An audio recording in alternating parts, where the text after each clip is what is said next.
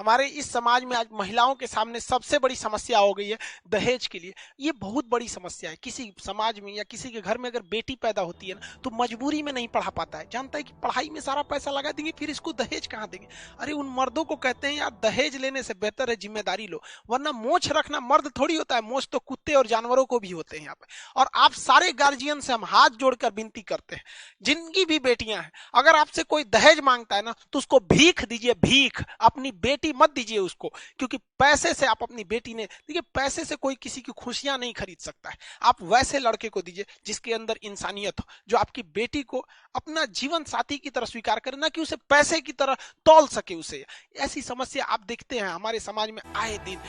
बच्चे किसी की हंसती खेलती जिंदगी बर्बाद हो जाती है दहेज वगैरह की वजह से। ये सभी चीजें हमारे समाज में अभी हालिया घटना जो हुई है, साबरमती नदी में जो आयशा ने सुसाइड कर लिया। हालांकि सुसाइड सारे लोगों को कहते हैं, कोई सॉल्यूशन नहीं है सुसाइड। ऐसा नहीं है कि बहुत सारी तकलीफें होती, तकलीफ जिंदगी में सबको आती है। ऐसा नहीं है कि तकलीफ किसी को नहीं होती।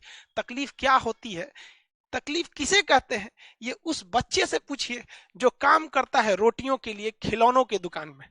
तकलीफें सबकी जिंदगी में होती है, सुसाइड कोई ऑप्शन नहीं होता है। लेकिन हम पुरुष समाज को ये चाहिए कि जो बाप के ऊपर बहुत जिम्मेदारी होती है, उस बाप से पूछिए ना जिसकी जमीन धन दौलत भी चली गई और उसकी फूल सी बेटी भी चली गई। और हद तो हम कमीनापन तब देखते हैं जब कोई किसी की बेटी की शादी में जाता है और कहता है कि खाना अच्छा नहीं था। अरे यार, वो एक दिन के खाने के लिए किसी बाप ने अपनी पूरी जिंदगी की कमाई लगाई हुई थी, उसकी तो मेहनत रखो यार। अच्छा नहीं भी रहे तो कम से कम बोलो ना यार कि अच्छा लगा। ये तुम्हारी जिंदगी का ऐसा थोड़ी है कि आखिरी खाना है। ये बात हम स्वीकारते हैं कि पुरुष समाज ने महिलाओं के साथ बहुत ही ज्यादती भी की है। कहा जाता है कि हर एक सक्सेसफुल आदमी के पीछे किसी औरत का हाथ होता है, लेकिन हर सक्सेसफुल औरत के पीछे वो औरत स्वयं होती है, कोई मर्द का हाथ नहीं होता है। यहाँ पर औरतों को हारना नहीं है, डट के काम लेना है। आप तो देवी हैं, साक्षात देवी।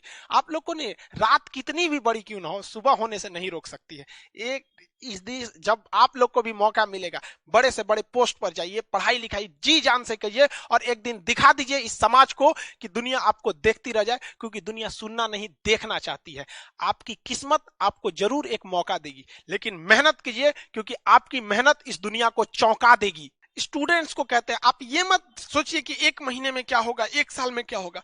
आप ये सोचिए कि अभी जो 24 घंटा आपके पास, इसमें आप क्या कर सकते हैं इस 24 घंटे के अंदर अंदर। क्योंकि कुछ पाने के लिए कुछ खोना नहीं, बल्कि कुछ करना पड़ता है। इस समाज का एक दस्तूर है कि आप कब सही थे ये कोई याद नहीं रखेगा, लेकिन आप गलत कब थे ये कोई भूलेगा ही नहीं। तो इस दस्तूर है, ये सबके साथ होता है, इसे लेकर चलना है। समाज के जब दर्द और कड़वी बात जब ये दोनों सहन होने लगे आपसे, तो समझ जाइएगा आप जीना सीख गए। हम भी कभी कभी महिलाओं को, लड़कियों को कुछ कुछ बोल देते हैं, आप बुरा नहीं मानेंगे। देखिए क्लास की भी जो लड़की रहती है वो भी समझती है, देखो भाई हमारे साथ भी एक खराबी क्या है, भगवान ने हमको बहन ही नहीं दिया। अब आप बताइए हम झगड़ा किससे करें।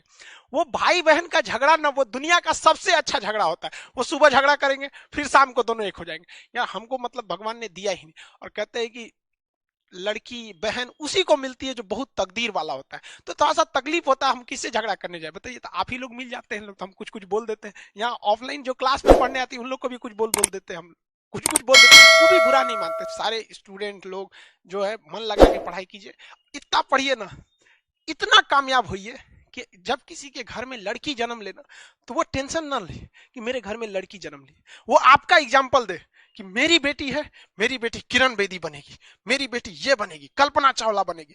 इतनी बुलंदियों पर जाइए ताकि हमें भी बहुत खुशी हो। और हमारी बातों, कभी कभी कुछ लोगों का शिकायत रहता है कि सर आप बोल देते हैं, तो भाई हम चरण छू के माफी मांगते हैं अगर हमारी बातें बुरी लग गई हो तो। हम ऐसे मजाक में करते हैं, कभी कोई सीरियस नहीं करते। समझ आ गया? आई होप आप इसको समझेंगे।